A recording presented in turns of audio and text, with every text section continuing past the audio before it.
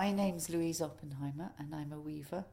I studied at Maidstone College of Art where I discovered the joy of wool, and I've been weaving ever since the 70s.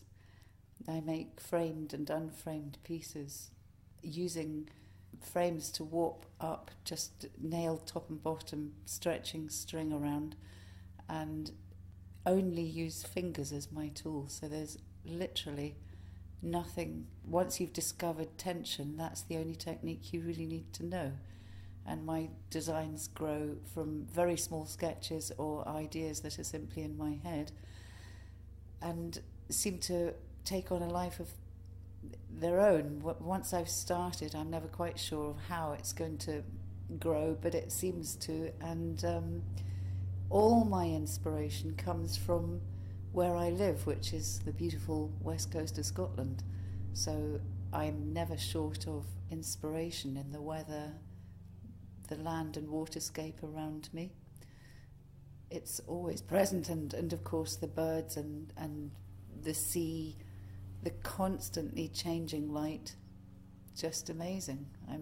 I'm blessed. All my wool comes from, I've gathered it for years and years and years from different sources. I once went foraging around the borders where there used to be many, many woolen mills and now very, very few.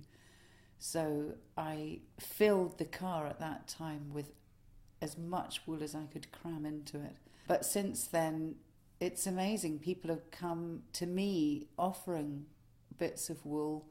There was a weaver who used to live at the bottom of Dunad, which is the ancient kingdom of Dalriada, the fort, just along the road. And she was an old lady then and had decided to not weave anymore and needed a good home for her wool. So it was extraordinary. She didn't want any money for it. She just exchanged a hat I was very fond of and took away the hat, and I had many kilos of lovely, lovely wool. So it's serendipity how I find wool. And I like to think they're colours that you would find in this neck of the woods. Certainly greens and warm autumnal colours, because autumn is my favourite season, when the trees turn absolutely every hue of gold, red, yellow that you could think of. So that's very inspirational. I'm, again, very lucky to find people that actually feed me in wool.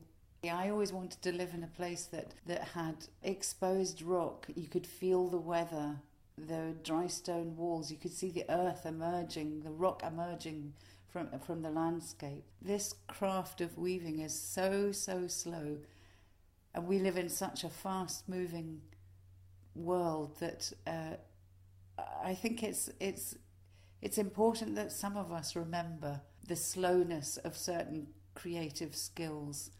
And I'm sure it adds a good balance to my life. I think that weaving is an absolutely sincere gauge of time. You can't cheat, and you can't. You've just got to take your time. And as the design that I weave grows, there's also a surprise element too, because I'm not quite sure how it's going to work out. So whereas the actual motion of weaving is really repetitive, the ideas that one puts into it allow for enormous intuitive interpretation.